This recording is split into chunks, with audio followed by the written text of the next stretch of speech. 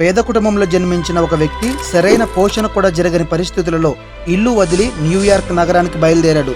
అతడు ప్రయాణం చేయుచున్న ఓడ నావికుడు యేసు ప్రభువుని ఎరిగినటువంటి వాడు.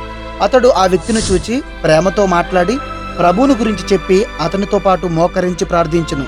ప్రార్థన ముగించిన తర్వాత, సహోదరుడా, నీవేమి చేయగూర్చున్నావని ఆ వ్యక్తిని అడిగాను. అప్పుడు ఆ వ్యక్తి, మేము చాలా పేదవారము, ప్రొవొత్తులు సబ్బులు తయారు చేసే పని నేర్చుకున్నాను. ఈ పని ద్వారా జీవనోపాధి చేయాలని న్యూయార్క్ బయలుదేరుతున్నానని చెప్పాడు. అందుకు ఆ ఓడ నావికుడు ఆ వ్యక్తితో, నీ కొరకు ప్రాణం పెట్టిన యేసు ప్రభువుకు నీ హృదయాన్ని అర్పించు. అలాగే నీవు సంపాదించిన దాని అంతట్లో ఆయనకు దశమ భాగం అర్పించు.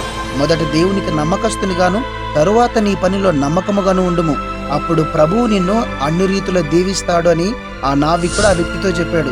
అలా ఆ వ్యక్తి చిన్నగా సబ్బుల ఫ్యాక్టరీని ప్రారంభించాడు. తన చిన్న సంపాదన అంతటిలో దశమ భాగాన్ని మనస్ఫూర్తిగా దేవునికి అర్పించాడు. పార్ట్ 2 వీడియో కింద డిస్క్రిప్షన్ లో ఉంది, తొందరగా చూసేయండి.